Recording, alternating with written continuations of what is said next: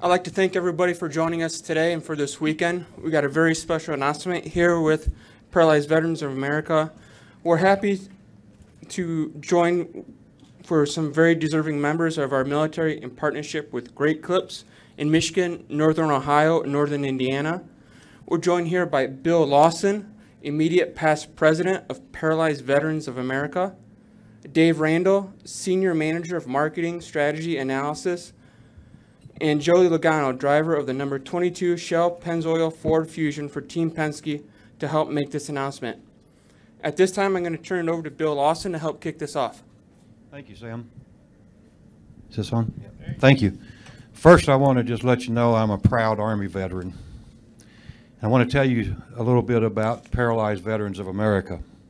Paralyzed Veterans of America is the only congressionally chartered veteran service organization dedicated solely to the benefit and representation of veterans with spinal cord injury and dysfunction. For nearly 70 years, let me repeat that, 70 years, we have been in service to ensure that veterans receive the benefits that they deserve and also the quality of care that they have earned. For Paralyzed Veterans has a rich history in motorsports, and partnering with Great Clips allows us to continue sharing our mission with so many loyal race fans, donors, and veterans. We offer a special thanks to Great Clips Racing and Michigan International Speedway for supporting our ongoing fight for paralyzed veterans and their families. I would like to point out that the honorary starter and grand marshal of the race tomorrow are fans that were the highest bidders in an auction that benefited Paralyzed Veterans of America. We're very excited to be part of the race weekend at Michigan International Speedway and partnered with Great Clips in this innovative partnership that starts here today but continues on after this weekend. Thank you. Thank you. Speaking about the weekend and moving beyond that, Dave, can you tell us what's going to happen in the stores at your retail locations?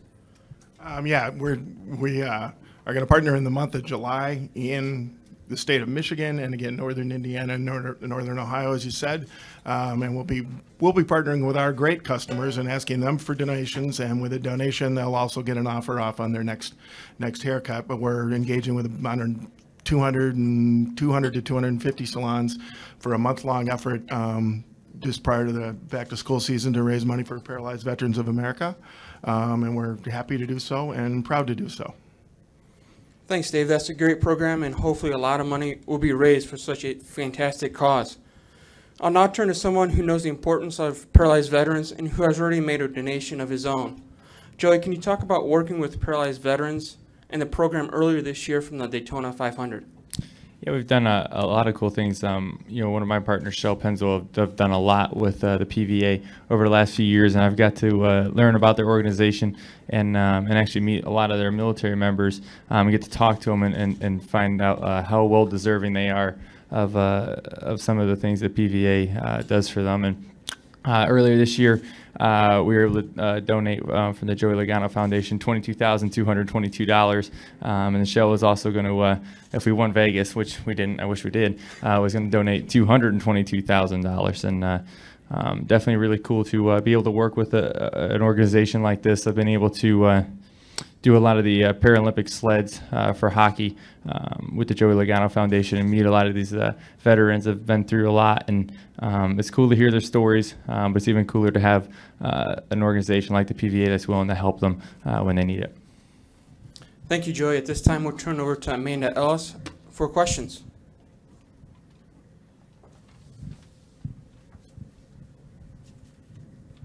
Everyone still sleeping? Right, if anyone has a question, please raise your hand and state your name and affiliation, and this will also serve as Joey's media availability this weekend as well. All right, we'll go ahead and start in the back. Joey, not to skip off the veterans so quickly, but talk about the race on Sunday. And, you know, you've been in the top 5 pretty good so far this year, but haven't had a first since Daytona. How's the car, and what are you thinking about Sunday? We'll know how the car is here in a little bit. You never know until you get on the racetrack. But Michigan, over the past few years with Team Penske, has probably been my best racetrack. So I was always excited when we get to come here. Obviously for Team Penske, Roger Penske, this is their backyard. This is where we really want to win for them. Obviously for Ford, we know the manufacturers really take a lot of pride in winning at this racetrack. We put our best foot forward for this one and try to, give it everything we got and try to win this thing. And it's always a fun race. It's been a fun race over the last few years, and watching this racetrack widen out, watching the way the strategy works and throughout it. And it's fast too, so it'll be interesting to see what this new rules package does here, what our speeds will be in entering the corners with the less drag, but we have less power. So it'll be interesting to see where that all plays out and how the race will play out. All right, we'll go to Tom, please, up front.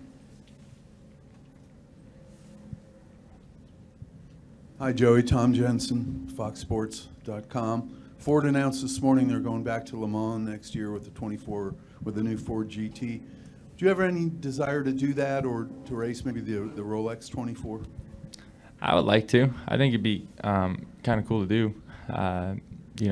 Most of the time, you're so focused on what you're doing right now, which for me is racing in NASCAR and trying to win a Sprint Cup championship. And that's my number one goal right now. I don't want to take anything away from that, and because I feel like I owe that to my team. They work their guts out. I should work my guts out and have one goal and focus 100% on it.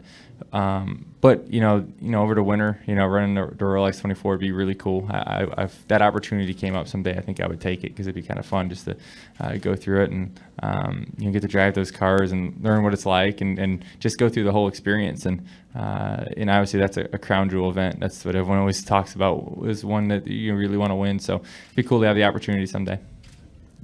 Mike, go ahead. Yeah, Joey, Mike at the Free Press. You're a young guy, and there's been a lot of wars going on as you've grown up. But do you think this country does enough for the vets? You've been around them and you've spoken to them, and you've got feedback, I guess, from them. But what are they telling you? I think we can always do more. I've been fortunate enough to go on a few USO tours and get to see, firsthand of what they're doing, and get to hear their stories of what's going on. And anytime I get an opportunity like that, I take advantage of it, because it's really interesting to me, and I feel like the least we can do is go over there and shake their hand. And I feel like that's one of the cool things about being in racing and being someone that people know, I guess, is that there's something larger than just racing out there, and I can use this popularity to give back and do something good. And that's why we started the Joey Logano Foundation, is try to help people in need and giving people second chances. Obviously, a lot of guys in the military need a second chance. So Joey Logano Foundation does a lot with that. So we can always do more. We're always trying to raise money. The PVA has done a great job with what they're able to do. Obviously, I'm sure they want to do more. That's why we're here today, trying to raise more money.